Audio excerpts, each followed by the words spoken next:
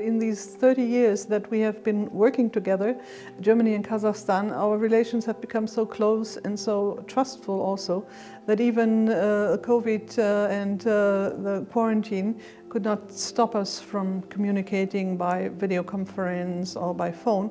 And I think both countries and the governments very quickly changed to video conference mode and to use technology to stay in touch and to communicate. And by that I think we had the same kind of consultations by video, which was the benefit that the ambassadors in both countries could participate because they could also, join online. But of course you're right. I think the thing that is most difficult is not to have visits, not to be able to visit each other and actually have face-to-face conversations, because that is also important for atmosphere and for discussions a bit more maybe in private or something.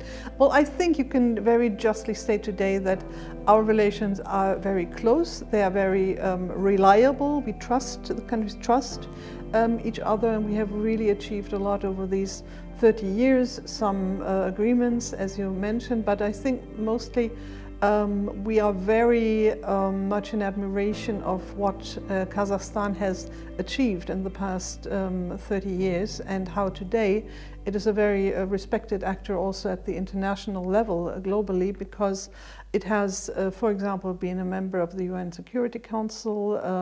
It has held the chairmanship of the OSCE and was just also elected to the Human Rights Council. So this willingness to also engage internationally and for multilateral policy and trying to solve problems globally and to contribute, I find is something we very much admire. And of course also the development of the country itself. If you look at Nur-Sultan, the city, which compared to 1997, it's quite amazing, and I think it's something that every visitor also notices when he comes here right away, of a modern city. All right, the best part of our relations between our countries is this bridge between German people and Kazakh people. This bridge which joins our countries, like from heart to heart, right, from life to life, and it's very life-changing things. I would like to ask you about this bridge. Why is it so important? Is it important? I think it is very important even today, because the ethnic Germans here in Kazakhstan are really a bridge between our two countries. They are the ones who are here well integrated into Kazakh society and contributing to it, many through economic activities they do here, often in agriculture I find, but also other businesses. And on the other hand, those who moved to Germany, they also come back and visit and also have relations in terms of economic or in other areas of work, so that they never broke the connection. They're still very much attached also to Kazakhstan. And I think what we also have to always remember is how well the Germans who were deported here were received by Kazakhstan. I think you can say that it's across the board of all kinds of economic activities. You can look at the very classical ones, which is, for example, machinery for agriculture, which Claas just opened its company in the north of Kazakhstan for putting together agricultural machinery and equipment. So that's very important. At the same time, you have producing industries like Knauf, who do construction materials, or Henkel, who do a lot of glues here, produce glues here in the country.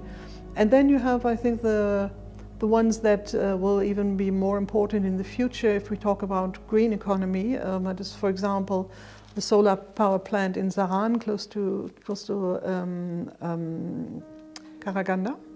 And we have projects that would produce also, that's something we are discussing at the moment, preparing, and a project that would produce green hydrogen, so also clean energies, green energies for production or for also export maybe. So I would say you can find the whole spectrum of German economic strength and collaboration that we have, also including transfer of know-how and knowledge and consultations, for example, in developing the Kazakh decarbonization strategy. That with our experience, we support what Kazakhstan is doing in this area, and there are other things that might come in the future as well. So this is just a few. I mean, you may know that there are more than 200 German companies represented here, and so it's a very strong investment, or let's say engagement they have here in Kazakhstan. 80% of the trade we do with Central Asia, we do with Kazakhstan. So it's our most important partner economically, but also politically in the region.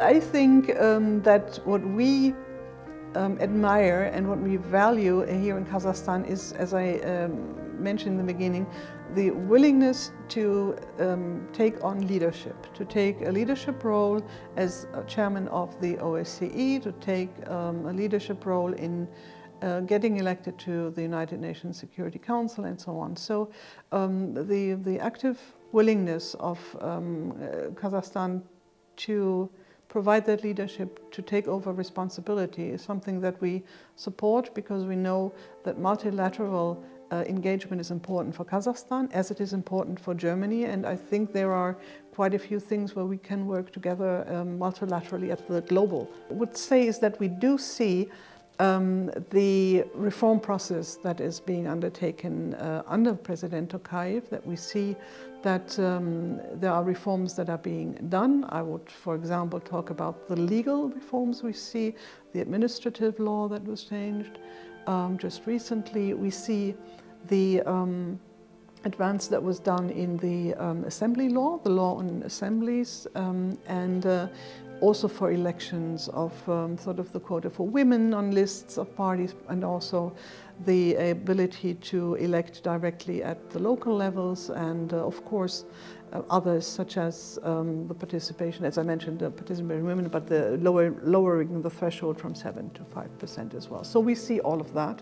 For Kazakhstan, I think we also need to appreciate the major challenge that independence was in a way, because there were challenges of sort of economic changes and transformations that were taking place, to see how you keep people in jobs, how to feed the population. In the beginning, I heard that yesterday from someone from Nur Otan party. That was a real challenge in the beginning, but Kazakhstan very quickly transited to stabilizing the economy, and so I think that was a big achievement, plus the fact that it was possible to peacefully demarcate the borders with neighbors, that was not a source of conflict, but that it was done very peacefully, that Kazakhstan abandoned its nuclear arsenal of weapons voluntarily, that we said, it's not something we want to continue. And so there were, I think, many challenges, but I think Kazakhstan had the leadership at the time from the first president that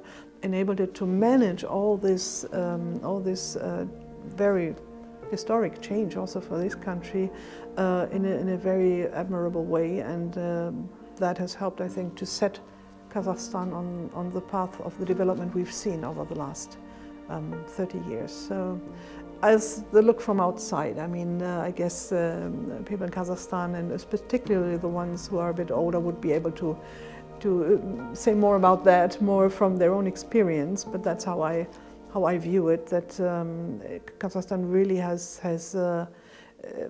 set itself up at the time to not just overcome all the changes, but also to go in a direction that it can develop.